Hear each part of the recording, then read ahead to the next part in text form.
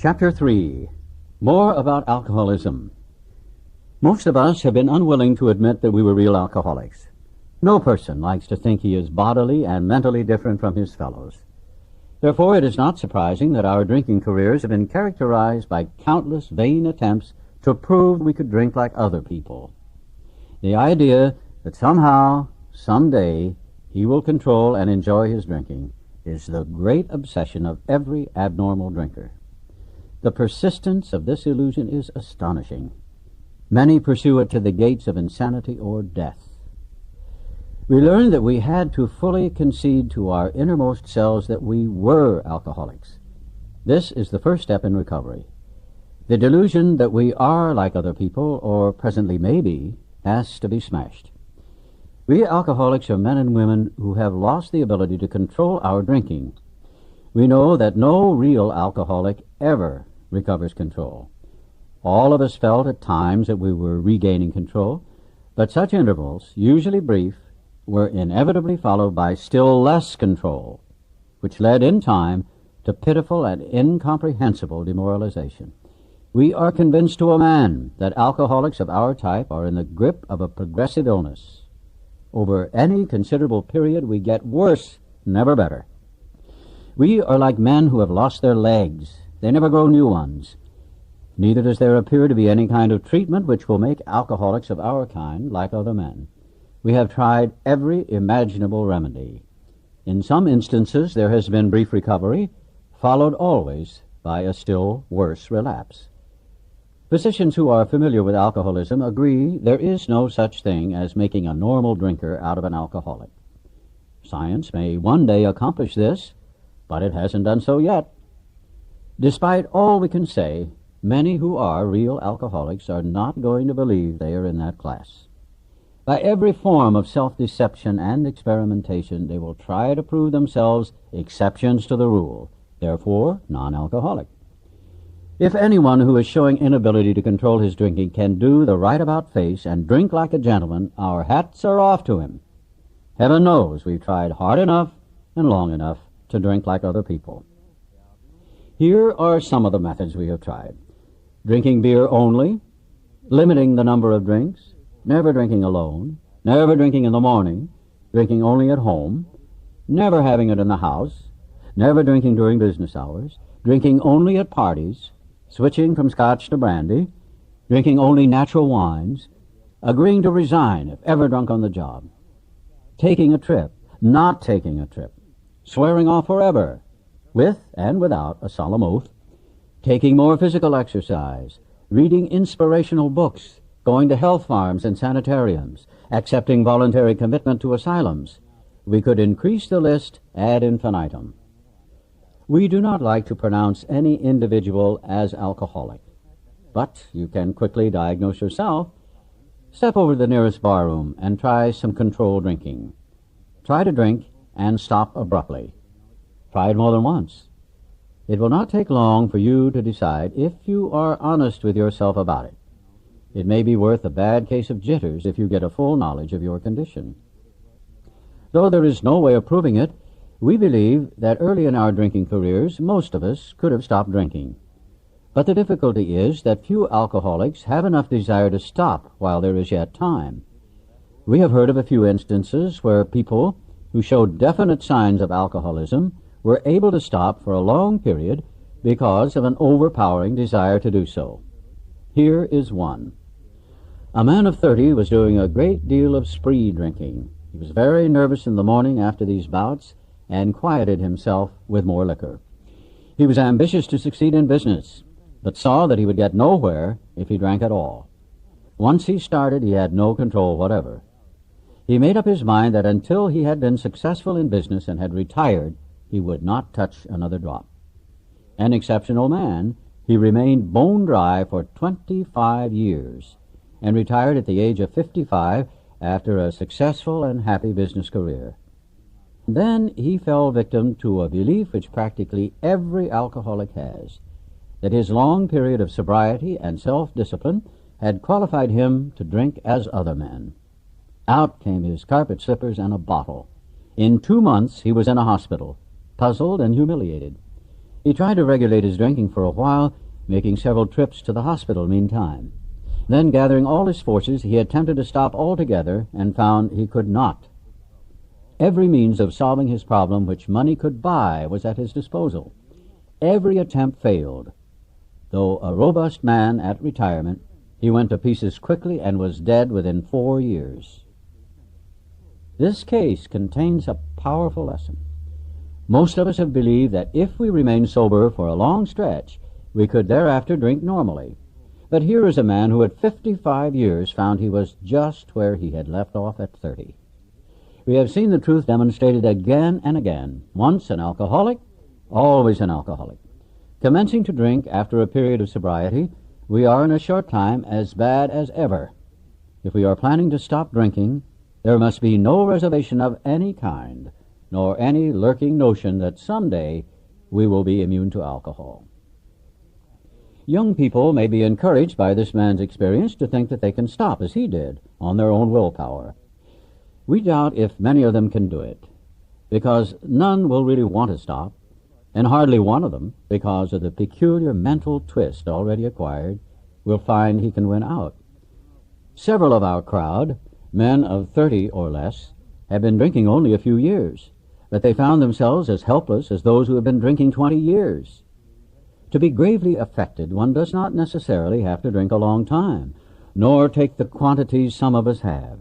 This is particularly true of women. Potential female alcoholics often turn into the real thing and are gone beyond recall in a few years. Certain drinkers, who would be greatly insulted if called alcoholics, are astonished at their inability to stop. We who are familiar with the symptoms see large numbers of potential alcoholics among young people everywhere, but try and get them to see it. A footnote here makes this clarification.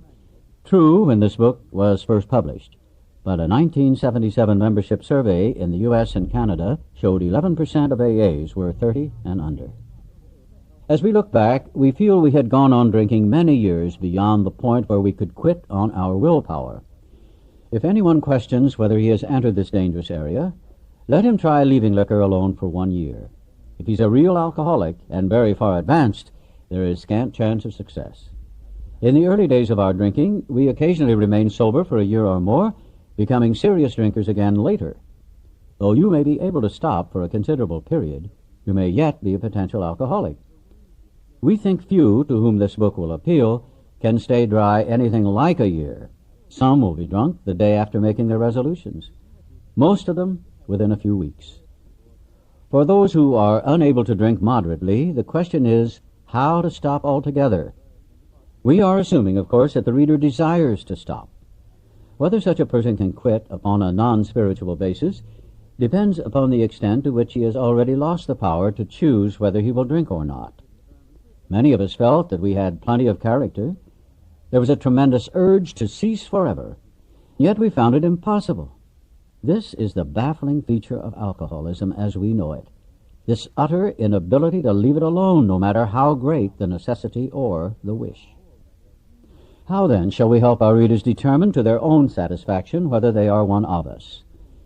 The experiment of quitting for a period of time will be helpful, but we think we can render an even greater service to alcoholic sufferers and perhaps to the medical fraternity. So, we shall describe some of the mental states that precede a relapse into drinking, for obviously this is the crux of the problem. What sort of thinking dominates an alcoholic who repeats time after time the desperate experiment of the first drink? Friends who have reasoned with him after a spree which has brought him to the point of divorce or bankruptcy are mystified when he walks directly into a saloon. Why does he? Of what is he thinking? Our first example is a friend we shall call Jim. This man has a charming wife and family. He inherited a lucrative automobile agency.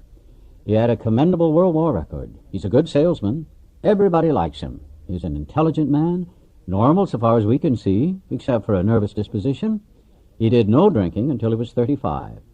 In a few years, he became so violent when intoxicated that he had to be committed. On leaving the asylum, he came into contact with us. We told him what we knew of alcoholism and the answer we had found. He made a beginning. His family was reassembled, and he began to work as a salesman for the business he had lost through drinking. All went well for a time, but he failed to enlarge his spiritual life. To his consternation, he found himself drunk half a dozen times in rapid succession. On each of these occasions, we worked with him, reviewing carefully what had happened. He agreed he was a real alcoholic and in a serious condition. He knew he faced another trip to the asylum if he kept on. Moreover, he would lose his family for whom he had a deep affection. Yet he got drunk again. We asked him to tell us exactly how it happened. This is his story. I came to work on Tuesday morning. I remember I felt irritated that I had to be a salesman for a concern I once owned. I had a few words with the boss, but nothing serious. Then I decided to drive into the country, see one of my prospects for a car. On the way, I felt hungry, so I stopped at a roadside place where they have a bar. I had no intention of drinking. I just thought I'd get a sandwich. I also had the notion that I might find a customer for a car at this place, which was familiar, for I had been going to it for years. I had eaten there many times during the months I was sober. I sat down at a table and ordered a sandwich and a glass of milk. Still no thought of drinking.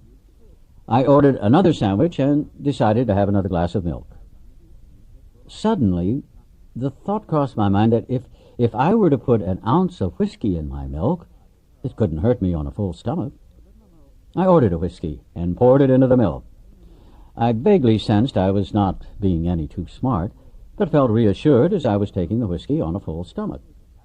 The experiment went so well that I ordered another whiskey and poured it into more milk. That didn't seem to bother me, so I tried another. Thus started one more journey to the asylum for Jim.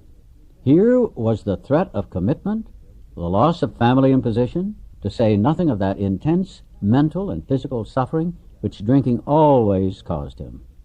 He had much knowledge about himself as an alcoholic, yet all reasons for not drinking were easily pushed aside in favor of the foolish idea that he could take whiskey if only he mixed it with milk.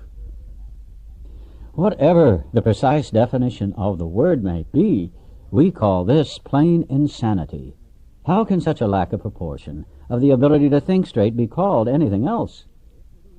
You may think this an extreme case. To us, it is not far-fetched, for this kind of thinking has been characteristic of every single one of us. We have sometimes reflected more than Jim did upon the consequences, but there was always the curious mental phenomenon that, parallel with our sound reasoning, there inevitably ran some insanely trivial excuse for taking the first drink. Our sound reasoning failed to hold us in check. The insane idea won out. Next day we would ask ourselves in all earnestness and sincerity how it could have happened. In some circumstances we have gone out deliberately to get drunk, feeling ourselves justified by nervousness, anger, worry, depression, jealousy, or the like. But even in this type of beginning we were obliged to admit that our justification for a spree was insanely insufficient in the light of what always happened. We now see that when we begin to drink deliberately instead of casually, there was little serious or effective thought during the period of premeditation of what the terrific consequences might be. Our behavior is as absurd and incomprehensible with respect to the first drink as that of an individual with a passion, say, for jaywalking. He gets a thrill out of skipping in front of fast-moving vehicles. He enjoys himself for a few years, in spite of friendly warnings. Up to this point, you would label him as a foolish chap having queer ideas of fun. Luck then deserts him, and he is slightly injured several times in succession. You would expect him, if he were normal, to cut it out. Presently, he's hit again, and this time has a fractured skull. Within a week after leaving the hospital, a fast-moving trolley car breaks his arm. He tells you he has decided to stop jaywalking for good, but in a few weeks he breaks both legs. On through the years, this conduct continues, accompanied by his continual promises to be careful or to keep off the streets altogether.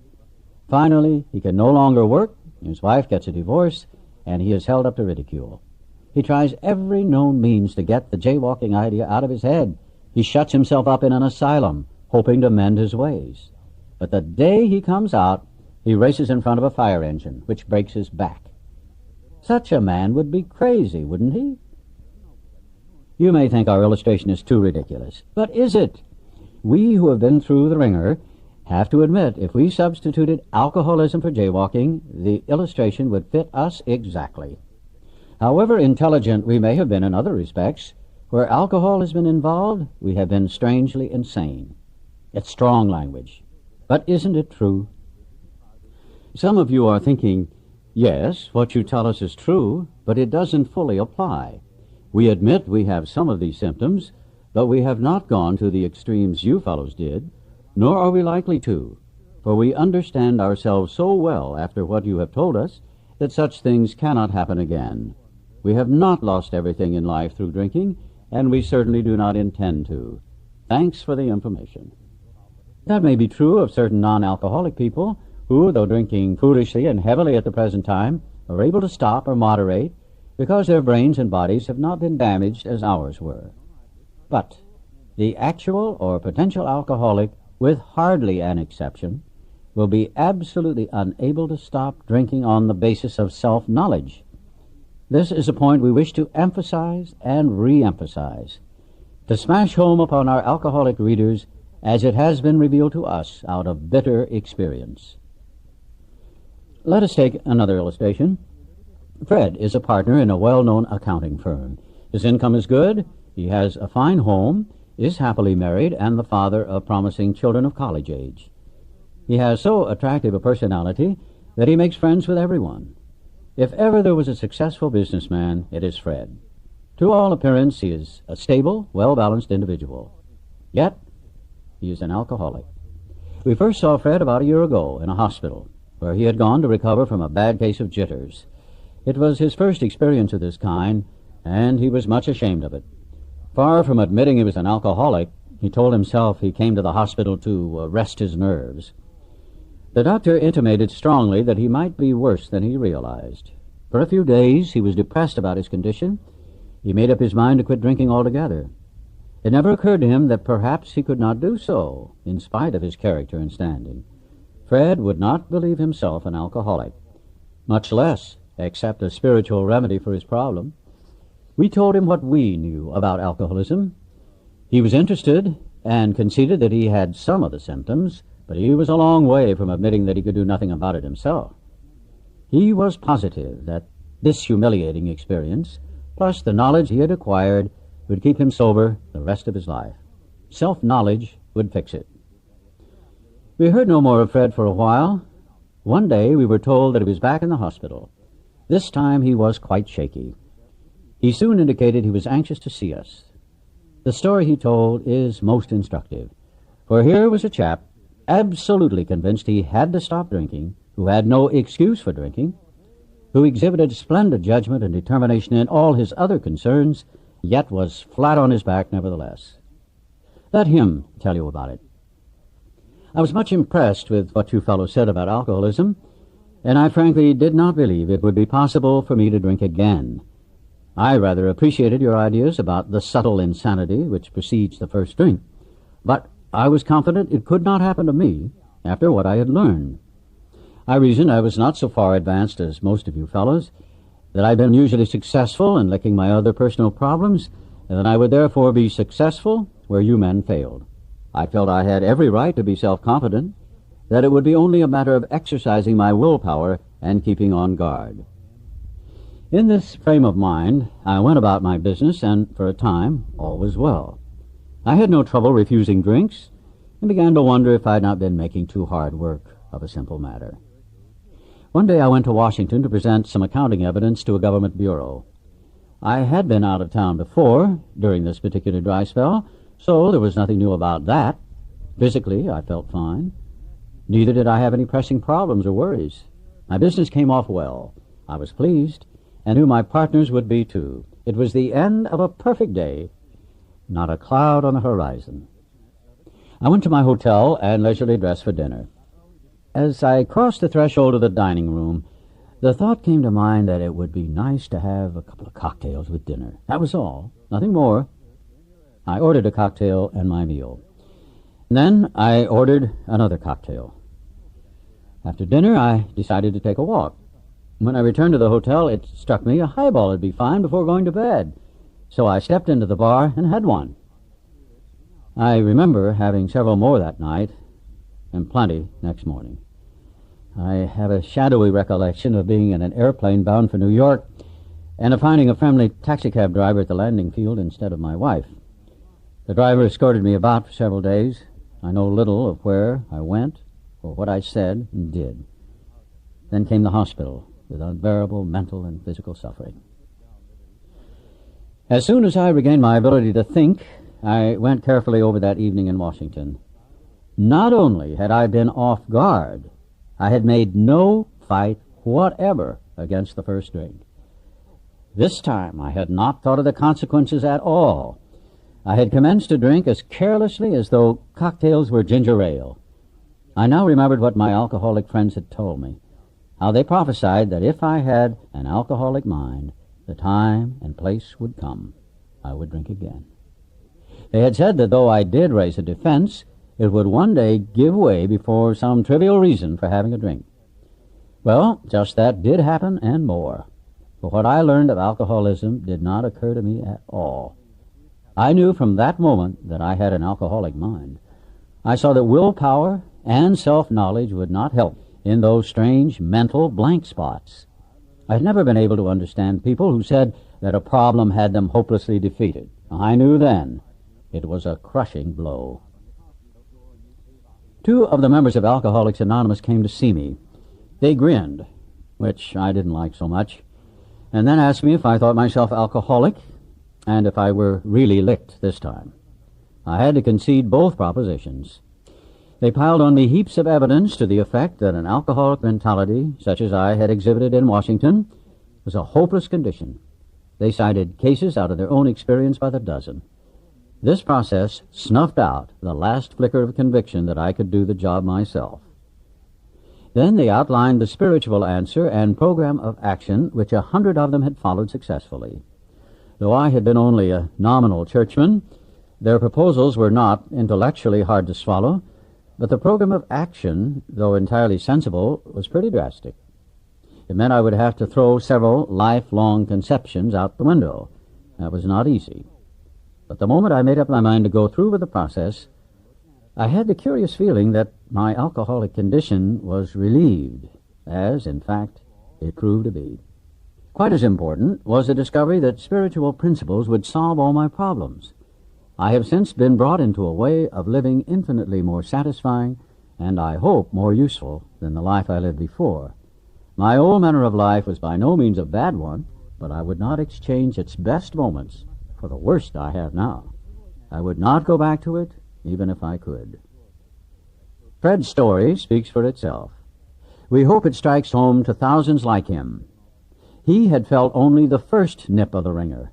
Most alcoholics have to be pretty badly mangled before they really commence to solve their problems. Many doctors and psychiatrists agree with our conclusions.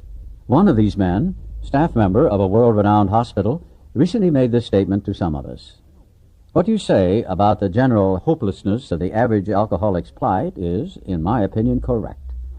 As to 2 of you men, whose stories I have heard, there is no doubt in my mind that you were 100% hopeless, apart from divine help. Had you offered yourselves as patients at this hospital, I would not have taken you if I had been able to avoid it. People like you are too heartbreaking. Though not a religious person, I have profound respect for the spiritual approach in such cases as yours. For most cases, there is virtually no other solution. Once more, the alcoholic at certain times has no effective mental defense against the first drink. Except in a few rare cases, neither he nor any other human being can provide such a defense. His defense must come from a higher power.